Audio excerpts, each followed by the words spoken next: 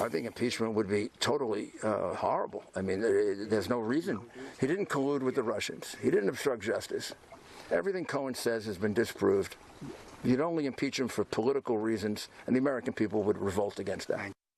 Trump attorney Rudy Giuliani slamming Democrats who are talking about impeachment after this week's legal setbacks for the president's former associates Michael Cohen and Paul Manafort. The A-team is back. Juan Williams, Shelby Holliday, Jason Chaffetz. We have no idea what happened in the green room, but they were turned rather silent. First off, you heard Rudy Giuliani there. What do you think? Well, he says that everything that Mr. Cohen said has been proven wrong, but in fact, what we know now is that David Pecker, who is the head of the National Enquirer, as you just reported, basically corroborates the idea that there was what boils down to a conspiracy involving the president to not only silence these two women, to keep their stories from getting into the public, hush money essentially, but also that we have tape of the president with Michael Cohen discussing how these payments might be arranged. So how does Michael Cohen, even though the president and Rudy Giuliani want to discredit him, you can't on the key point here that the president was involved. I can see steam coming out of Jason's head over there. What? Look, I think the Manafort situation, I think everybody realizes that has nothing to do with the president. It doesn't have to do with Russia, and doesn't have anything to do with collusion.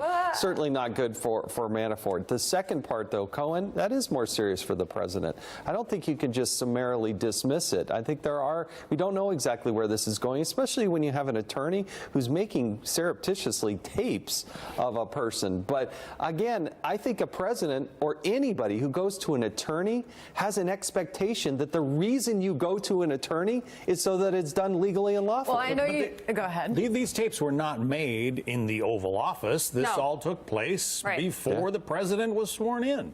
It did. And, you know, I think one thing that you have to note is Cohen was not pleading guilty to a conspiracy. The word conspiracy does not appear in the information document in the court documents. And so, you know, a lot of people are calling Trump the co-conspirator, but it's not a conspiracy at this point. Nobody's been charged with that. I do think that the Cohen threat is a big one for President Trump, especially because Cohen's lawyer is now out there saying Cohen wants to share everything he knows. He's hinting that Cohen might have some information for the special counsel. If he does, that could be a huge problem for the president. But I do think the Manafort trial was also problematic, and it did have to do with the president's campaign. One of the charges Manafort was not convicted of was bank fraud conspiracy and offering a bank executive a position on in Trump's White House in exchange for $16 million in loans. But still, you hear the impeachment word thrown around by many in your party, Juan, almost on a daily basis. And Maxine Waters, as the president has recently said, is the new head of the Democratic Party. She's responding now to members of her own party who are saying, stop using that word. Watch. I know some of the Democrats are saying, please don't mention the word impeachment. Don't worry about the investigation. Let Mueller take care of that. We've got to talk about our issues. We can do both. Well, I think she's right. You can do both, but I don't think there's any stopping people from talking about impeachment.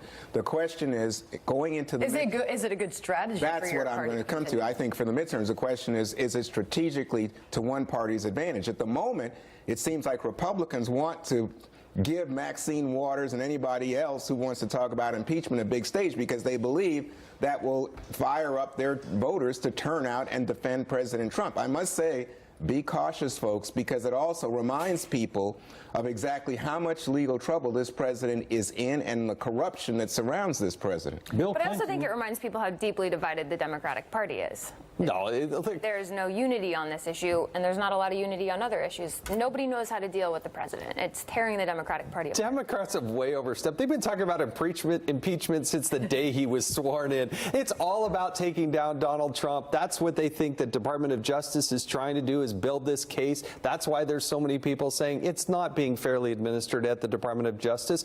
And that blindfold seems to come on down. They peek over and see if it's a Clinton. We'll leave that alone. But if it's Trump, boy, all cylinders are firing. That's the point. You know, it takes me back to my earlier point. Bill Clinton was impeached for lying to a grand jury about matters that occurred while he was president. Do you impeach a guy for acts that occurred while he was a private citizen?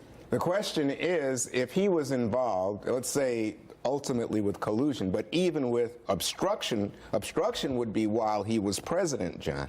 If firing of Comey, the attacks on Sessions, efforts to derail the investigation. That would be the obstruction. And there you get to the conflicts again.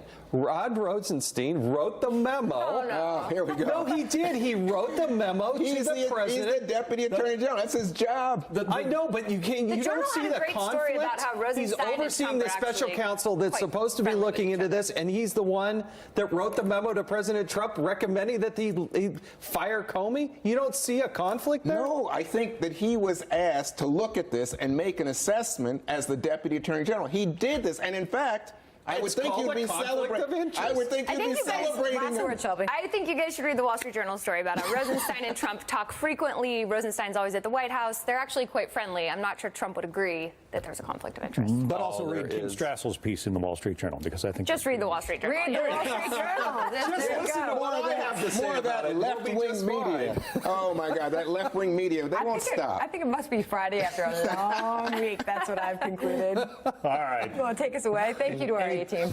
Shelby Holiday, Jason Chaffetz, Juan Williams. Thank you all. Thank you. We're going to dive further into the continued fallout over the new war of words between the president and embattled Attorney General Jeff Sessions. Brett Baer joins us with his thoughts.